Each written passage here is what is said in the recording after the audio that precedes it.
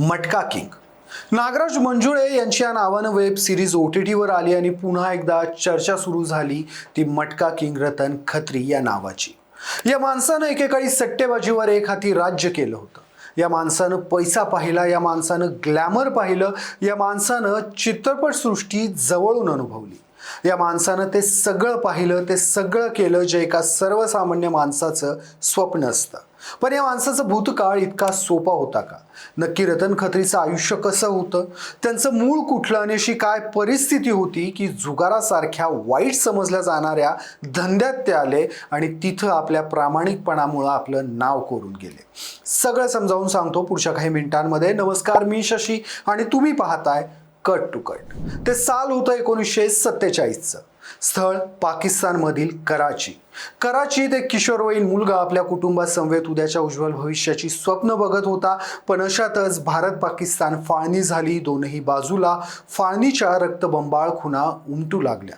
पाकिस्तानमधून तिथले मूळ असणाऱ्या सिंधी आणि हिंदूंवर मुसलमानांनी अत्याचार करत तिथून हाकलून लावलं। त्यांच्या जमिनी, संपत्ती सगळं काही लुटलं आणि त्यांना निर्वासित केलं। अशाच निर्वासित सिंधी कुटुंबात रतन खत्री यांचा समावेश होता। कराचीतल्या हिंसेतून आपला जीव वाचवत तो 15 वर्षांचा मुलगा आपल्या कुटुंब कबिल्यासमवेत मुंबईत आला आणि पुढं काय याचा प्रश्न त्यांच्या समोर उभा राहिला।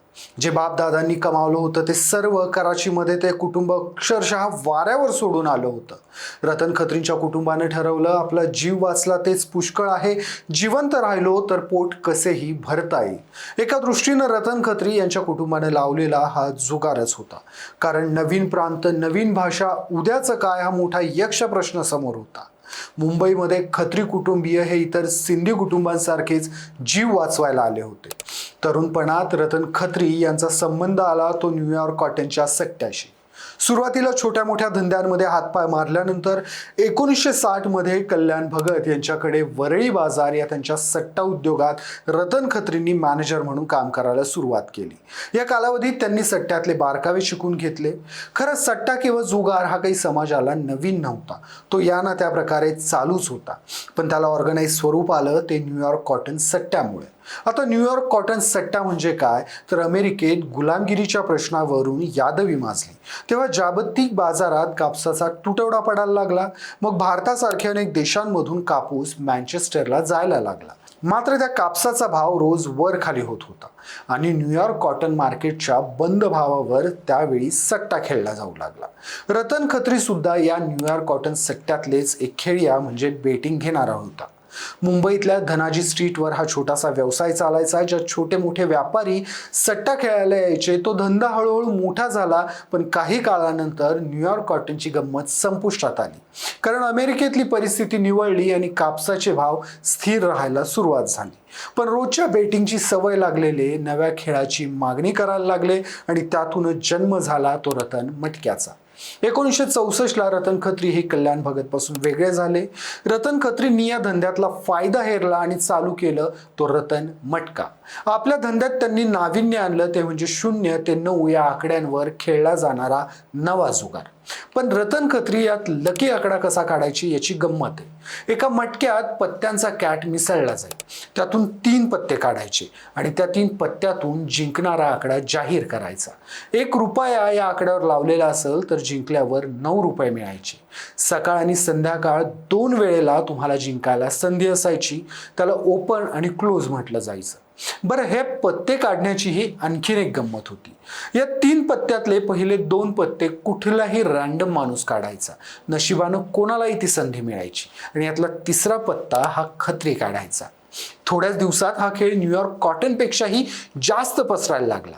नवा खेळ असल्यानं त्याची विश्वासार्हता वाढवण्यासाठी आणि लोकप्रिय करण्यासाठी रतन खत्रीनं अनेक कल्पक योजना राबवल्या, ज्यात होतं सणासुदीला आपला हात ढिला सोडणं। इंटरनेट, मोबाईल नसणाऱ्या काळात देखील काही मिनिटातच रतन खत्रीच्या मटक्याचा आकडा हा देशभर पोहोचायचा आणि तो काळ ट्रंक कॉलचा काल होता। यावरून रतन खत्रीनं आपलं जाळं कसं विणलं होतं याची कल्पना येते। रतन खत्री आपल्या धंद्याच्या बाबतीत प्रचंड प्रामाणिक होता। तो एजंट समोरच पत्ते काढायचा, त्यामुळे झोलझालची शक्यता नव्हती आणि हाच त्याचा USP ठरला। दररोज न चुकता खत्रीच्या मटक्यांचे आकडे प्रसिद्ध होत। त्याच्या बाजाराचे आकडे कधी प्रसिद्ध झाले नाही असं राहिलंच नाही. त्याला अपवाद ठरली एक गोष्ट, ती म्हणजे विरोधी पक्षांनी मुंबई बंद पुकारल्यानं मेन बाजारचे आकडे जाहीर झाले नाहीत. मात्र त्याच्या दुसऱ्या दिवशी वृत्तपत्रांमध्ये बंदच्या वृत्तांतात या गोष्टीचा समावेश होता की खत्रीच्या मेन बाजारांची 1 कोटीची उलाढाल कशी थांबली. त्यानंतर देशामध्ये आणीबाणीचं लागू झाली आणि रतन खत्रीच्या मटका राजला पहिला धक्का बसला. पंतप्रधान इंदिरा गांधी यांच्या आदेशावरून मुंबईत कुख्यात स्मगलर हाजी मस्तान, युसुफ पटेल, करीम राला आणि रतन खत्री या काळे कारनामे करणाऱ्या उपद्व्यापी मंडळींना रासुका अंतर्गत अटक झाली. त्यावेळी खत्री म्हणायचा, मला बंद करून तुम्ही काय साध्य करणार आहात? माझ्या हातांच्या बोटांच्या खुणांवरूनही आकडे खेळले जातील. त्यानं बाहेर पडल्यावर आपलं म्हणणं सिद्धही करून दाखवलं. 19 महिन्यांच्या तुरुंगवासानंतर खत्री बाहेर आला आणि त्यानं आपला मेन बाजार पुन्हा वसवला आणि आपली घोडदौड सुरू ठेवली. त्यानंतर महाराष्ट्रात मटका बंदी आली. मेन बाजारासहितच इतर मटका बाजारही यात भरडून निघाले. पूर्णपणे बंद झाले नाहीत, मात्र त्यावर मर्यादा आल्या. मात्र तोपर्यंत पुलाखालून मोठं पाणी वाहून गेलं होतं. या धंद्यातला पैसा हेरून अनेक नवीन खेळाडू या धंद्यात आले. महाराष्ट्रात मटका बंदी असली तरी गोवा, कर्नाटक सहित अनेक इतर राज्यांमधून मेन बाजार चालतच होता. आणि या नवीन खेळाडूमधलंच एक नाव होतं पप्पू हिरजी सावला. त्याला मटक्याच्या धंद्यात आपलं स्थान निर्माण करायचं होतं, पण खत्रीचा मेन बाजारचा कणा मोडल्याशिवाय ते शक्य होणार नाही हे त्याला समजलेलं. त्याने पोलिसांसमवेत हातमिळवणी करत मेन बाजारच्या मागे ससेमिरा लावला आणि मेन बाजारवर गुन्हे दाखल व्हायला सुरुवात झाली. खुद्द खत्रीलाही या प्रकरणांमध्ये अटक झाली. अटकेच्या वेळी जेव्हा खत्रीची चौकशी केली जात होती तेव्हा खत्रीनं एकदा एक यादीच पोलिसांना दाखवली, ज्यात तो दाऊद, गवळी, अमर नाईक, सुरेश मंचेकर या सगळ्या टोळ्यांना देत असलेल्या लाखो रुपयांच्या खंडणीची ती यादी होती. खत्री कमवत असलेला पैसा पाहून या टोळ्या त्याच्याकडनं नियमित खंडणी वसूल करत, खत्रीही त्यांना खंडणी देत, सोबतच पोलिसांनाही सांभाळत खत्रीनं आपला प्रवास सुरू ठेवलेला. मात्र नंतर त्या प्रवासाला कुठेतरी हर्डल्स निर्माण होऊ लागले. काही कालावधीनंतर सुरेश भगतची देखील हत्या झाली आणि रतन खत्री मटक्यापासून हळूहळू बाजूला झाला. रतन खत्रीनं आपल्या आयुष्यात आपले शौकही पूर्ण केले. स्वतःला धर्मात्मा म्हणून ब्रँडिंग करणं त्याला आवडायचं. बॉलिवूडमधल्या अनेक कलावंतांशी त्याचे मित्रत्वाचे संबंध होते. अभिनेत्री परवीन बाबी ही रतन खत्रीसोबत अनेकदा 5 स्टार हॉटेलमध्ये दिसायची. सोबतच मेहमूदशीही त्याची पक्की दोस्ती होती. ही दोस्ती निभावत रतन खत्रीनं त्याच्या अनेक चित्रपटांना फायनान्स केलं, तर मेहमूदनं या दोस्तीला जागत 2 फुल चित्रपटात रतन मटका असे गात आणि अशोक कुमारच्या तोंडी मटक्यासंबंधीचे डायलॉग टाकत खत्रीच्या मटक्यांची जाहिरात केली. एकदा म्हैसूरचा प्रिन्स वाडियार हा मुंबईत आलेला आणि ताजमध्ये त्यानं पार्टी ठेवलेली. या पार्टीत अनेक हिंदी चित्रपटसृष्टीमधील सिताऱ्यांनी हजेरी लावलेली. रतन खत्री हा जिथे असेल तिथे पत्ते पिसून आकडा काढायचा.